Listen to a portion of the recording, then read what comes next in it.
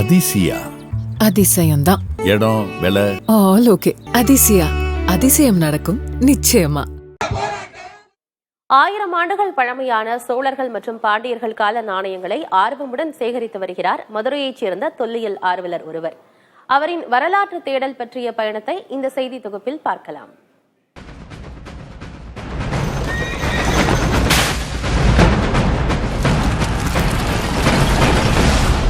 மூவேந்தர்கள் எனும் சேர சோழ பாண்டியர்கள் ஆட்சி காலத்தில் கலை, பண்பாடு, ஆன்மீகம், இலக்கியத்தை போலவே கடல்வழி வணிகமும் பண்டமாற்று முறையும் கோலோச்சியதை யாவரும் அறிவர். அப்படி செல்வ செழிப்பில் இருந்த வணிகத்திற்கு அடித்தளமாக இருந்தவை நாணயங்கள். கால ஓட்டத்தில் மண்ணுக்குள் மறைந்து போன மன்னர் காலத்து நாணயங்களை தேடிச் சேகரித்து அடுத்த தலைமுறைக்கு காட்சிப்படுத்த ஆயத்தமாகி வருகிறார் மதுரையைச் சேர்ந்த மணிகண்டன்.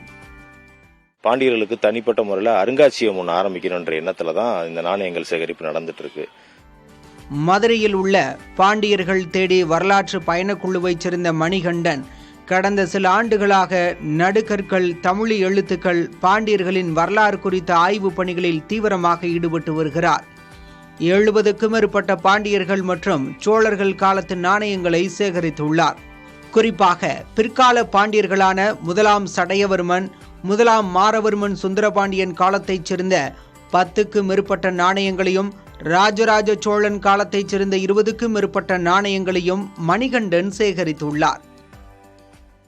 இப்போ நாங்கள் 8 வருஷமா பண்ணிட்டு இருக்கோம் அப்படின்னா இன்னைக்கு ஒட்டுமொத்தமாக பாண்டியர் வரலாறு ஒருங்கிணைக்கணுன்ற எண்ணத்தோட ஓடிட்டு இருக்கோம். இதில் நிறைய பேர் முழுக்க வரலாற்று தேடல் மட்டுமே வேலையை வச்சுட்டு இருக்காங்க. இவங்கள மாதிரி ஆட்களை கூப்பிட்டு இவங்க ஒரு விழா நடத்தையில, தொல்லியல் சார்ந்த விழா நடக்கல இவங்களுக்கு ஒரு அங்கீகாரம் கொடுத்தா கண்டிப்பா இன்னும் வேகமாக செயல்படுவாங்க. தனது ஆய்வுகளின் அடிப்படையில் கிடைக்கும் வரலாற்று தொடர்புடைய பழம்பொருட்களை காட்சிப்படுத்தும் வகையில் மதுரையில் அருங்காட்சியகம் அமைக்கவும் மணிகண்டன் திட்டமிட்டு வருகிறார். அதிசயா அதிசயம்தான். இடம் விலை ஆல் ஓகே. அதிசயா அதிசயம் நடக்கும் நிச்சயமா.